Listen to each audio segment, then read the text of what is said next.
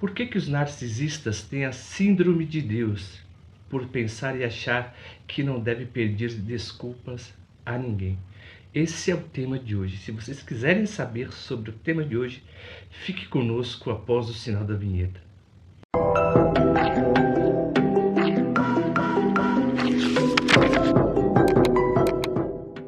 Interessante que falar sobre narcisistas é uma coisa bem complexa a princípio, mas entendemos, por exemplo, a origem do seu nome, a etimologia, né? A palavra narcisismo vem de narques, narcótico. Então, o narcisista, ele é narcotizado consigo mesmo. Então, a partir daí, já vemos o princípio de autossuficiência. E quais seriam essas características, né, dessa autossuficiência, do qual que eles agem praticamente como deuses dentro da sua crença limitante? A primeira característica é grandiosidade patológica, né? Interessante que os narcisistas, na maioria das vezes, eles criam uma imagem e tem que se apegar a essa imagem que eles criam. Porque como ele é totalmente carente de self, ele precisa projetar algo daquilo que ele deseja ser e passar aquilo que ele quer que os outros vejam, o que ele não é a princípio. Então, quando as pessoas adoram o narcisista, na verdade, ou admiram, não o admiram diretamente, admiram apenas a imagem que ele criou de si. Então, você vê que há uma barreira, na verdade, entre a vítima e entre o narcisista. Então, nesse meio termo aqui, que fica aqui nesse meio termo, há um espaço muito grande, porque eu só conheço ele de fachada. Na verdade, eu não conheço. Por que que o narcisista faz isso? Porque ele estabelece limites para que você possa o conhecer. Primeiramente, ele vai se utilizar do love bomb. Ele é uma pessoa extremamente carinhosa, atenciosa, cheio de energia, cheio de alegria e para frente. Então é por isso que eles utilizam desses artifícios, na verdade, para poder criar uma imagem. Mas a pessoa, por exemplo, quando vai conviver junto com o narcisista, ele tende a criar novamente essa imagem, mas só que a imagem dele é desgastada com o tempo, pela relação, tanto com ele para com a vítima e tanto da vítima para com o narcisista. A vítima vê que ele é uma pessoa normal, que frustra mais do que qualquer uma. E o narcisista também vê que a sua vítima o frustra, como qualquer uma. O interessante desse relacionamento, que é totalmente tóxico, é que uma sabe onde é que erra e aonde que não erra. O narcisista, ele nunca aceita que erra. Então é por isso que ele tem essa grandiosidade patológica. É aquela coisa do mito de Ícaro. Não sei se vocês já ouviram falar, do qual Dédalo, né? Ele está no castelo do Minotauro e ele começa a procurar, por exemplo, cera e aves, né, para poder formatar uma asa. Então Dédalo, pai de Ícaro, ele consegue fazer uma asa para ele e para o próprio Ícaro. Dédalo, mesmo assim, avisando Ícaro dos problemas do qual, se ele tentasse alçar voo, mesmo assim ele foi. Porque ele falou assim: voe rente ao chão, tá? Então continue nessa mesma altura. Mas só que Ícaro, por exemplo, quando saiu do castelo, né, do labirinto, na verdade, do Minotauro, o que aconteceu?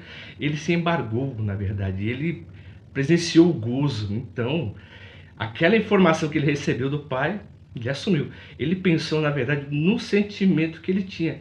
E o sentimento que a pessoa tem acerca de si mesmo é o que corrompe, porque ele subiu aos altos céus e estava um sol, né, muito forte, derreteu toda a cera e caiu, entrando em óbito. E o que quer dizer com isso? O narcisista, quanto mais ele tenta se engrandecer, mais a imagem dele é derretida. Por mais que ele tenta se afirmar, mais as pessoas veem que ele é realmente. Ele quer se ascender, na verdade. Ele quer subir. Ele não quer ser igual aos outros, né? Vamos dizer assim, ele quer ascender mais. Então, quanto mais ele ascende, as pessoas veem mais a arrogância dele.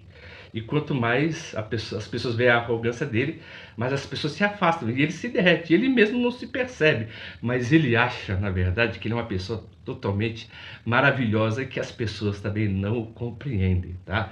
Então, é por isso que os narcisistas, na maioria das vezes, eles têm essa imagem de ser um ser totalmente onipotente, né? E poderoso, por quê? Porque ele tem uma necessidade de ser adorado, né? Constantemente. Como, por exemplo, como se isso fosse colar a uma imagem que ele cria. Então ele vive de colagens de imagens, não é o que ele é realmente, porque o narcisista, é por isso que ele não aguenta ficar sozinho, lidar com a própria consciência. Então ele sempre tenta mascarar esses sentimentos que agiram predominantemente na sua infância. A segunda característica que ele tem também, que é predominante, é uma espécie de poder divino, né? Ou seja, os narcisistas, né, eles se utilizam da psicologia sombria e da manipulação para que as pessoas fiquem, na verdade, sob seu jugo. O interessante é que, de acordo com o seu histórico de vida, eles sempre tiveram, por exemplo, a presença de uma mãe autoritária ou pai ausente, ou então um pai presente autoritário e uma mãe ausente. Então, eles replicam, na verdade, esse relacionamento para com as outras pessoas, porque isso para ele compreende uma razão de um verdadeiro afeto. Tá? Então eles replicam, na verdade, isso para manter a sua ilusão de onipotência, né? Por que eles replicam isso? Porque eles acreditam que o verdadeiro relacionamento se estabelece em uma ordem de domínio e subjugado, não de cumplicidade, do qual os dois, na verdade, né, fazem parte do mesmo plano, na verdade, no mesmo propósito. E tem também uma terceira característica que é muito importante. Mas antes disso, eu quero passar uma informação para vocês. Se o nosso conteúdo está sendo totalmente importante para você, se faz algum sentido, e eu tenho certeza que faz, por gentileza, se inscrevam aqui no nosso canal, aperta o botão das notificações e aperta todas as notificações e dê um joinha. E fazendo assim, você ajudará o nosso canal a crescer, tá bom? E passar essas informações para as outras pessoas, porque o nosso conteúdo aqui visa principalmente educar, informar as pessoas e falar também sobre a natureza do comportamento humano. Então a terceira característica é uma das mais importantes, o que é? Que é uma característica de divindades, né? Que os narcisistas têm, a falta de empatia. Por quê? Se você vê, por exemplo, tem várias... Quando você vai falar sobre o narcisismo, tem diversos tipos, na verdade, de símbolos que representam o narcisismo. Tem a flor de narciso, tem a cobra, por exemplo, tem o espelho, tem a fonte da água. O que significa isso?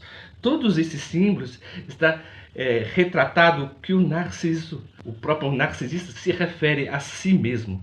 Ele não olha o outro. No mito, quando ele olha no espelho, ele contempla a si mesmo, né? E adora a si. No caso da cobra, é uma coisa muito interessante, que na cultura semítica, a cobra, né, é um símbolo de eternidade, que as cobras trocam de pele.